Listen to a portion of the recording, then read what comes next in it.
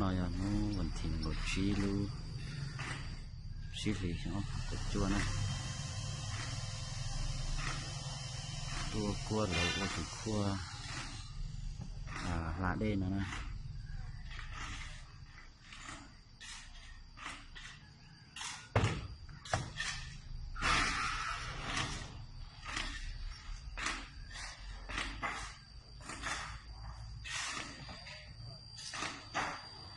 chúng ta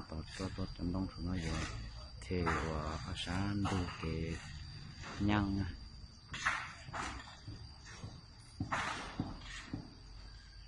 sáng đủ qua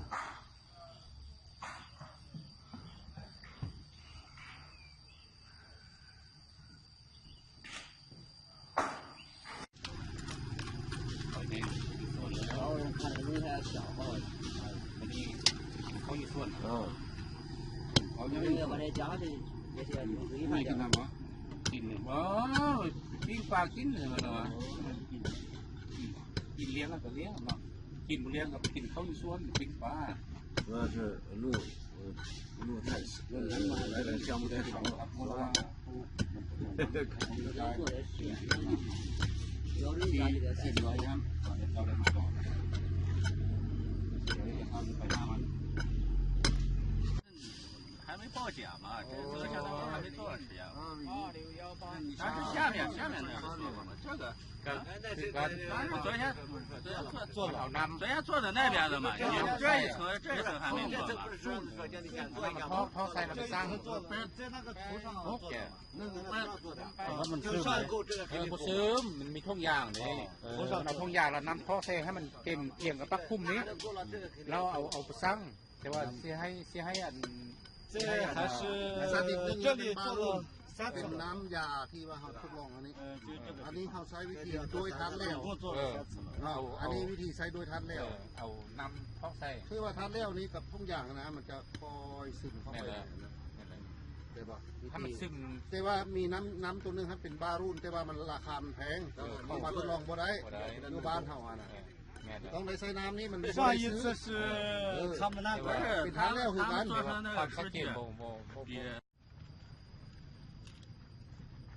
อันนี้ไล่แต่ละมือนี่มาค่อยเจาะยูซันที่เท่าไหร่เทียนมายูจุดใดมันก็มีดิข้อมูล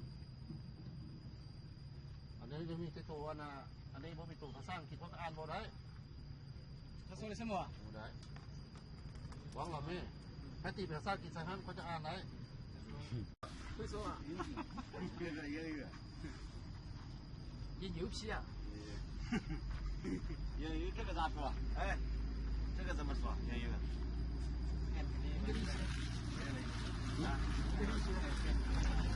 啊，你看，不够了吧？啊，我这红，water 我弄到一个，给他问到一个，他就不会了。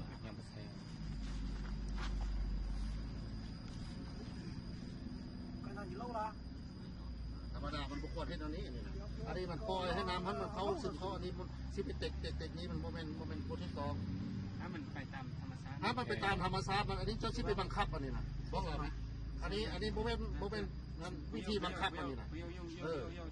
อันนี้บังคับโปรตีนกองอันนี้不是他把那个塑料布跟他说，咱靠到那个给他靠死的。เขาใจแกว่าต้องไปทำธรรมชาติของมันอันนี้ไปบังคับของมันให้มันได้对，在这贴到那个面上。ต้องไปทำตามธรรมชาติคือสายพุทธทางสร้างหนุ่มจีมันก็ได้ไม่ได้มันก็แน่นอันนี้คือการนี่ไปเตะแล้วมันนั่นมันต้องปล่อยไปตามธรรมชาติเรื่องการทดลองโดยทันแล้วอันนี้นะ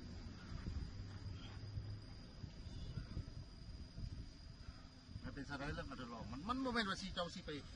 เว็บบังคับคือทรายคือกันเขายังให้มันได้เขาตามทรายลงมันก็แน่นปุ๊บ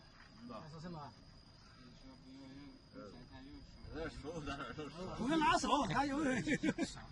好ทุกอย่างนี่ต้องบังตัวนี้你跟他说，他塑料纸有时候中间会绷着，然后是我就跟他说，叫他贴到那个面上，咱拿这个气烧来得快。เว็บทุ่งยางอนามัยนะเขาสุกใส่แล้วมันไปตามมัน是拿这个烧来得快。อันนี้คือการอันนี้ทุ่งยางนี่มัน把它这个บางแล้วเร็วที่สุด มีคา这个比较靠谱一些你挂它挂水平挂ละเอียดนะ 它这些คือกัน